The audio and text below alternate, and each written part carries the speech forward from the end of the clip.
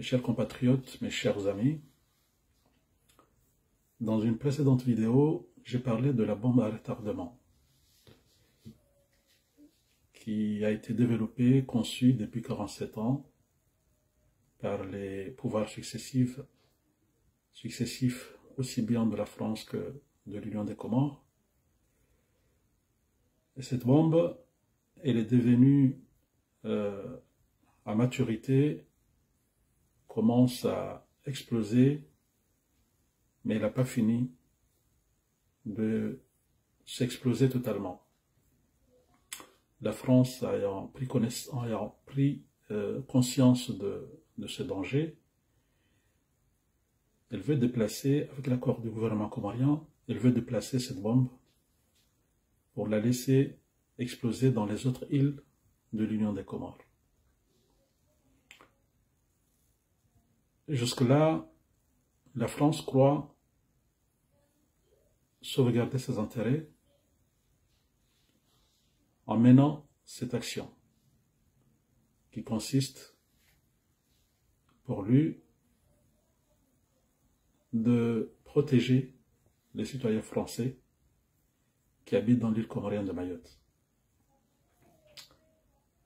qui sont menacés tous les jours par les conséquences sécuritaires de cette bombe, de cette affaire qui n'a pas été gérée depuis 47 ans. La France a déjà décidé de renvoyer des citoyens toutes les semaines ou tous les jours. Pas moins d'une centaine de nos concitoyens sont renvoyés vers les autres îles avec l'accord du gouvernement comorien. Le gouvernement est resté silencieux. Il se contente simplement de faire des publications, de communiqués complaisants, sur lesquels d'ailleurs il reprend les mêmes termes qui sont employés par l'occupant. C'est honteux pour les gens qui sont censés diriger de notre pays d'oser employer le terme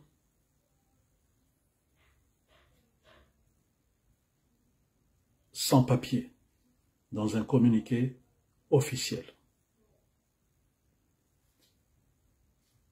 Cela sous-entend que Azali reconnaît qu'à Mayotte, il y a des sans-papiers, puisqu'il reconnaît, puisqu'il a négocié que l'île comorienne de Mayotte soit partie intégrante de la République française. Une première dans notre histoire, puisque de tous les présidents que nous avons connus, aucun n'a osé franchir le pas sur cette question, jusqu'au point de reconnaître par un communiqué officiel que à Mayotte, il y a des sans-papiers.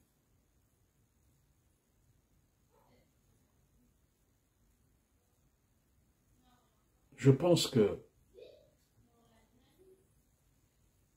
connaissant cela,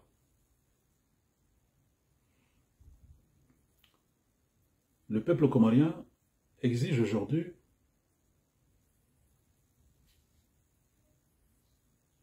que Azali Assoumani, le colonel Azali Assoumani, gère cette question comme elle a été gérée par ses prédécesseurs à minima.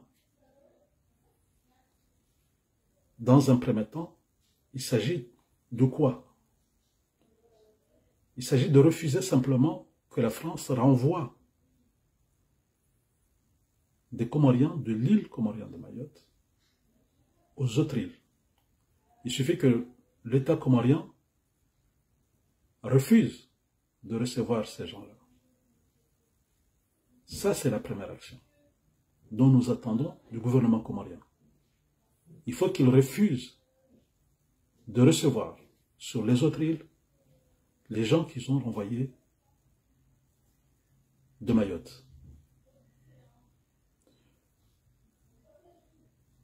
Et non d'endormir la population par des communiqués et des déclarations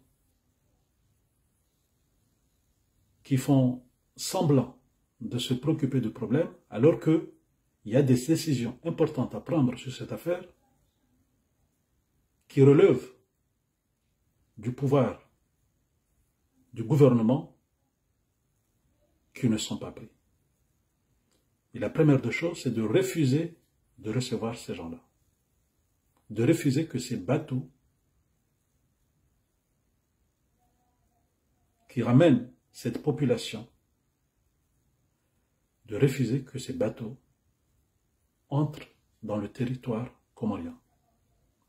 La deuxième action dont nous attendons de cette affaire, la deuxième action, ce serait de suspendre immédiatement les accords bilatéraux avec la France, en demandant le départ sans attendre de l'ambassadeur de France à Moroni et de demander le retour de l'ambassadeur de Comores à Paris, de lui demander de rentrer à Moroni.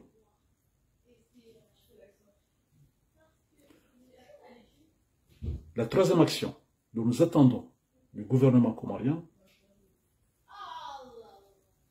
c'est de remettre à nouveau cette question de l'île comorienne de Mayotte sur l'ordre du jour des Nations Unies. Menacer la France et de dire à la France que désormais, nous allons remettre cette question à l'ordre du jour des Nations Unies, puisque les discussions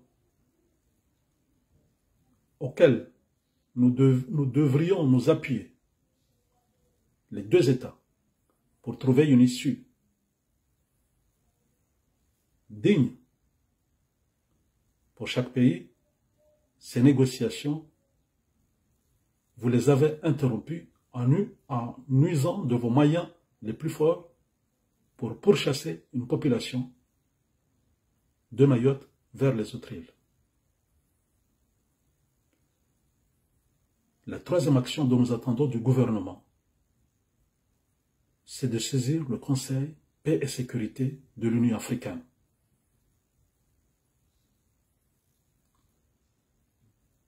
La cinquième action, c'est de porter plainte officiellement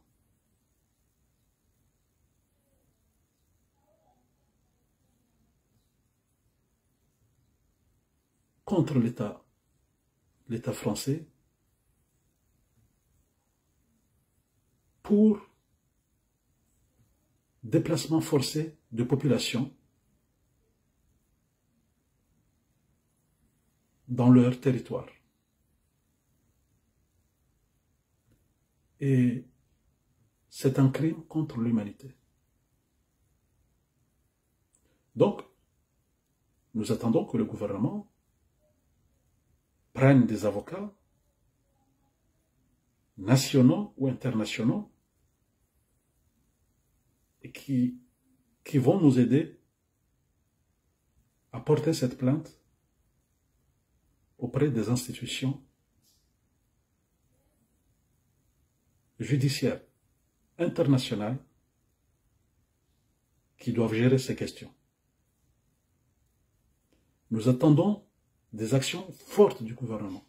Nous attendons une action forte du chef de l'État sur cette question.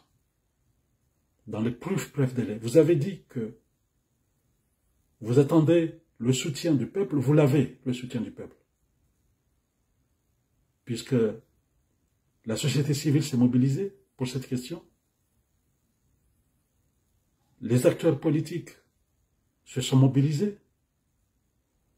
Le peuple est prêt à être derrière vous, mais il y a des actions que vous devez mener. Et tant que ces actions ne seront pas menées, la France ne reculera pas. Et si nous parlons de compromission de la part de votre gouvernement sur cette affaire, c'est parce que justement, les décisions qui vous relèvent, les décisions qui relèvent de vos compétences, vous refusez de les prendre. Vous hésitez à les prendre. Vous ne voulez pas les prendre, puisque vous avez déjà contractualisé cette question au détriment des intérêts des Comoriens. Je vous remercie.